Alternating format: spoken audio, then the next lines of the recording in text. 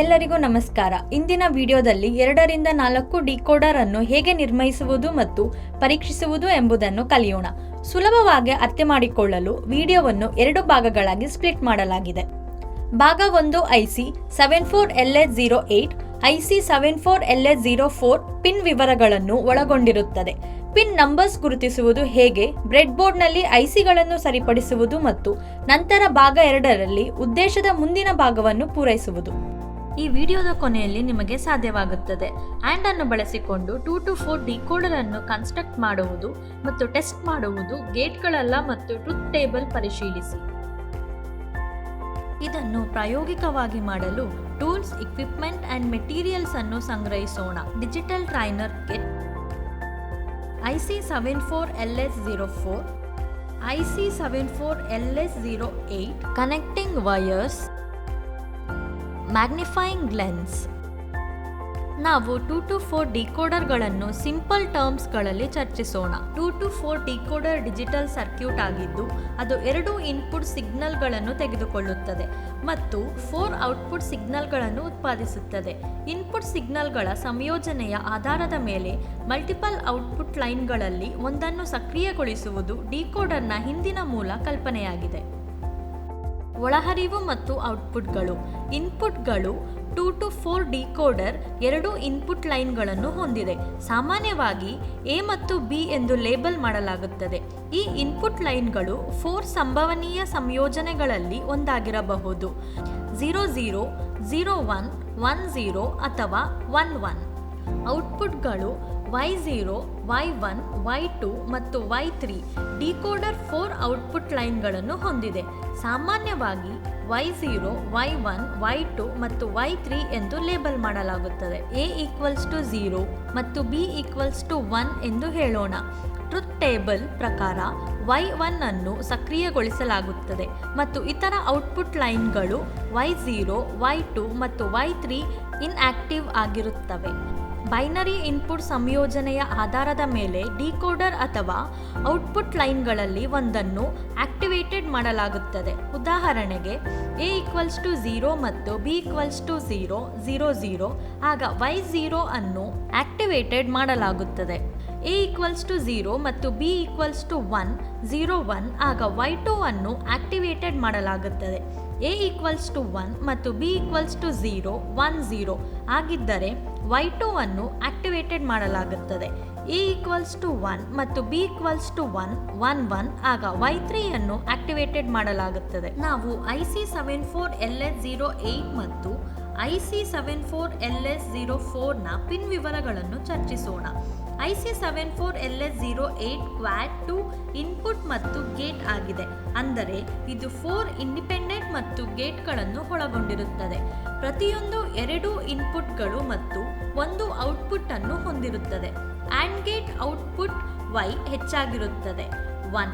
2 ಇನ್ಪುಟ್ಗಳು A ಮತ್ತು B ಹೆಚ್ಚಿದ್ದರೆ ಮಾತ್ರ 1. ಇಲ್ಲಿ ಪಿನ್ಗಳು 1 ಮತ್ತು 2 ಇನ್ಪುಟ್ ಆಗಿದ್ದು ಪಿನ್ 3 ಔಟ್ಪುಟ್ಗೆ ಸೇರಿದೆ.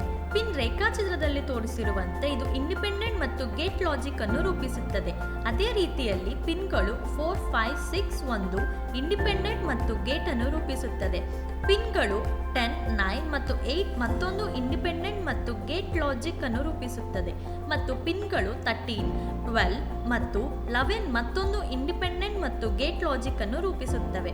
ಪಿನ್ಗಳು 7 ಮತ್ತು 14 ಅನುಕ್ರಮವಾಗಿ ಗ್ರೌಂಡ್ ಮತ್ತು ವಿದ್ಯುತ್ ಪೂರೈಕೆಗಾಗಿ. ಐಸಿ 74LH04 ಒಂದು ಎಕ್ಸ್ ಇನ್ವೆಂಟರ್ ಆಗಿದೆ, ಅಂದರೆ ಅದು 6 ಇಂಡಿಪೆಂಡೆಂಟ್ ನಾಟ್ ಗೇಟ್ಗಳನ್ನು ಒಳಗೊಂಡಿದೆ. ಪ್ರತಿ ಗೇಟ್ ಒಂದು ಇನ್ಪುಟ್ ಅನ್ನು ತೆಗೆದುಕೊಳ್ಳುತ್ತದೆ ಮತ್ತು ತಲೆಕೆಳಗಾದ ಔಟ್ಪುಟ್ ಅನ್ನು ಉತ್ಪಾದಿಸುತ್ತದೆ. ಪಿನ್ಗಳು 1, 3, 5, 9, 11 ಮತ್ತು 13 ಇನ್ಪುಟ್ಗಳು ಮತ್ತು ಪಿನ್ಗಳು 2, 4, 6, 8, 10 ಮತ್ತು 12 ಇನ್ಪುಟ್ಗಳು ಪಿನ್ಗಳ ತಲೆಕೆಳಗಾದ ಔಟ್ಪುಟ್ಗಳು. ಪಿನ್ಗಳು 7 ಮತ್ತು 14 ಅನುಕ್ರಮವಾಗಿ ಗ್ರೌಂಡ್ ಮತ್ತು ಪವರ್ ಸಪ್ಲೈಗಾಗಿ. 2 to 4 ಡಿಕೋಡರ್ ಸರ್ಕ್ಯೂಟ್ನ ಕನ್ಸ್ಟ್ರಕ್ಟ್ ಮಾಡುವುದು ಮತ್ತು ಟೆಸ್ಟ್ ಮಾಡುವುದು ಮತ್ತು ಟ್ರುತ್ ಟೇಬಲ್ ಪರಿಶೀಲನೆ. ಎಲ್ಲ ಘಟಕಗಳನ್ನು ಸಂಗ್ರಹಿಸಿ ಅವುಗಳನ್ನು ಪರಿಶೀಲನೆ, ಐಸಿಗಳ ಡೇಟಾ ಶೀಟ್ ಅನ್ನು ಉಲ್ಲೇಖಿಸಿ ಮತ್ತು ಬ್ರೆಡ್ ಬೋರ್ಡ್ನಲ್ಲಿ 2 to 4 ಡಿಕೋಡರ್ ಸರ್ಕ್ಯೂಟ್ ಅನ್ನು ಜೋಡಿಸಿ. ಲಾಜಿಕ್ ಗೇಟ್ಗಳನ್ನು ಅವುಗಳ ಆಯಾ ಸಂಖ್ಯೆಗಳೊಂದಿಗೆ ಗುರುತಿಸಿ. ಈ ಸರ್ಕ್ಯೂಟ್ನಲ್ಲಿ ನಾವು 2 ಲಾಜಿಕ್ ಗೇಟ್ಗಳನ್ನು ಬಳಸುತ್ತಿದ್ದೇವೆ, ಆ್ಯಂಡ್ ಮತ್ತು ನಾಟ್. ಈ ಲಾಜಿಕ್ ಗೇಟ್ ಐಸಿಗಳನ್ನು ಐಸಿಗಳ ಮೇಲ್ಭಾಗದಲ್ಲಿ ಮುದ್ರಿಸಲಾದ ಭಾಗ ಸಂಖ್ಯೆಯಿಂದ ಗುರುತಿಸಬಹುದು ಮತ್ತು ಗೇಟ್ಗಾಗಿ ಭಾಗ ಸಂಖ್ಯೆ IC74LS08 ಮತ್ತು ನಾಟ್ ಗೇಟ್ಗಾಗಿ ಭಾಗ ಸಂಖ್ಯೆ IC74LS04 ಆಗಿದೆ. ಮ್ಯಾಗ್ನಿಫೈಯಿಂಗ್ ಲೆನ್ಸ್ ಅನ್ನು ಬಳಸಿಕೊಂಡು ಆ್ಯಂಡ್ ಅನ್ನು ಗುರುತಿಸಿ ಮತ್ತು ಗೇಟ್ ಐಸಿಸ್ ಅಲ್ಲ. ಐಸಿಗಳು 14 ಪಿನ್ಗಳನ್ನು ಹೊಂದಿದ್ದು ಮುರಿದ ಅಥವಾ ಹಾನಿಗೊಳಗಾದ ಪಿನ್ಗಳಲ್ಲದೆಯೇ ಎಂಬುದನ್ನು ಪರಿಶೀಲಿಸಿ. ಪ್ರತಿ ಐಸಿನಲ್ಲಿ ಪಿನ್ ಅನ್ನು ಗುರುತಿಸಿ. ಇದನ್ನು ಸಾಮಾನ್ಯವಾಗಿ ಐಸಿಯ ಒಂದು ತುದಿಯಲ್ಲಿ ಅಥವಾ ಪಿನ್ 1ರ ಸಮೀಪವಿರುವ ಒಂದು ಚುಕ್ಕೆಯಿಂದ ಸೂಚಿಸಲಾಗುತ್ತದೆ. ಪಿನ್ 1ರಿಂದ ಕೌಂಟರ್ ಕ್ಲಾಕ್ ವೈಸ್ ಪಿನ್ಗಳನ್ನು ಎಣಿಸಲು ಪ್ರಾರಂಭಿಸಿ. ಇದರರ್ಥ ಮುಂದಿನ ಪಿನ್ 2 ನಂತರ ಪಿನ್ 3 ಇತ್ಯಾದಿ. ಪಿನ್ 7 ನಂತರ ಪಿನ್ 8 ಅನ್ನು ವಿರುದ್ಧದಿಂದ ಪಿನ್ 7ಗೆ ಕೌಂಟರ್ ಕ್ಲಾಕ್ ವೈಸ್ ಎಣಿಸಿ. ಬ್ರೆಡ್ ಬೋರ್ಡ್ ಮೇಲೆ ಐಸಿಯನ್ನು ಇರಿಸಿ. ಬ್ರೆಡ್ ಬೋರ್ಡ್ನ ಮೇಲೆ ಐಸಿಯನ್ನು ಇರಿಸಿ. ಇದರಿಂದ ಪಿನ್ 1 ಬ್ರೆಡ್ ಬೋರ್ಡ್ನಲ್ಲಿರುವ ನಾಚ್ ಅಥವಾ ಲೈನ್ನೊಂದಿಗೆ ಹೊಂದಾಣಿಕೆ ಆಗುತ್ತದೆ. ಬ್ರೆಡ್ ಬೋರ್ಡ್ ಐಸಿಯನ್ನು ಎಚ್ಚರಿಕೆಯಿಂದ ಸೇರಿಸಿ. ಪ್ರತಿ ಪಿನ್ ರಂಧ್ರಗಳ ಪ್ರತ್ಯೇಕ ಸಾಲಿನೊಳಗೆ ಹೋಗುತ್ತದೆ ಎಂದು ಖಚಿತಪಡಿಸಿಕೊಳ್ಳಿ. ಐಸಿಗಳಿಗೆ ಇನ್ಪುಟ್ ಪೂರೈಕೆ ಮತ್ತು ಗ್ರೌಂಡ್ ಅನ್ನು ಕನೆಕ್ಟ್ ಮಾಡಿ. ಪವರ್ ಸಪ್ಲೈ, ವಿಸಿಸಿ ಮತ್ತು ಗ್ರೌಂಡ್ ಇನ್ಪುಟ್ಗಳು ಮತ್ತು ಔಟ್ಪುಟ್ಗಳಂತಹ ವಿಶೇಷ ಕಾರ್ಯಗಳನ್ನು ಹೊಂದಿರುವ ನಿರ್ದಿಷ್ಟ ಪಿನ್ಗಳ ಗಮನ ಕೊಡಿ. ಪ್ರತಿ ಪಿನ್ನ ಕಾರ್ಯಗಳನ್ನು ಅರ್ಥಮಾಡಿಕೊಳ್ಳಲು ನಿಮ್ಮ ನಿರ್ದಿಷ್ಟ ಐಸಿಗಾಗಿ ಡೇಟಾ ಶೀಟ್ ಅನ್ನು ನೋಡಿ. IC74LS08 ಮತ್ತು IC74LS04ನ ಪಿನ್ ವಿವರಗಳಿಂದ ಗ್ರೌಂಡ್ ಮತ್ತು ಪೂರೈಕೆಗಾಗಿ ಪಿನ್ ಸಂಖ್ಯೆಗಳು 7 ಮತ್ತು 14 ಅನ್ನು ನಿಗದಿಪಡಿಸಲಾಗಿದೆ. ವೈರ್ಸ್ಗಳನ್ನು ಬಳಸಿಕೊಂಡು ಪಿನ್ 14 ಮತ್ತು ಪವರ್ ಸಪ್ಲೈ +5 ವೋಲ್ಟೇಜ್ಗಳನ್ನು ಕನೆಕ್ಟ್ ಮಾಡಿ ಮತ್ತು ತಂತಿಗಳನ್ನು ಬಳಸಿಕೊಂಡು ಪಿನ್ 7 ಮತ್ತು ಗ್ರೌಂಡ್ನ ಬಿಂದುವನ್ನು ಕನೆಕ್ಟ್ ಮಾಡಿ.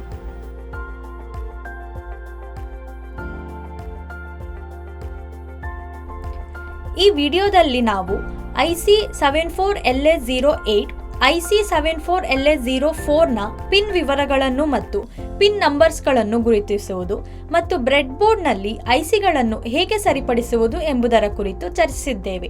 ಭಾಗ 2ರಲ್ಲಿ ನಿಮ್ಮನ್ನು ಭೇಟಿ ಮಾಡುತ್ತೇವೆ.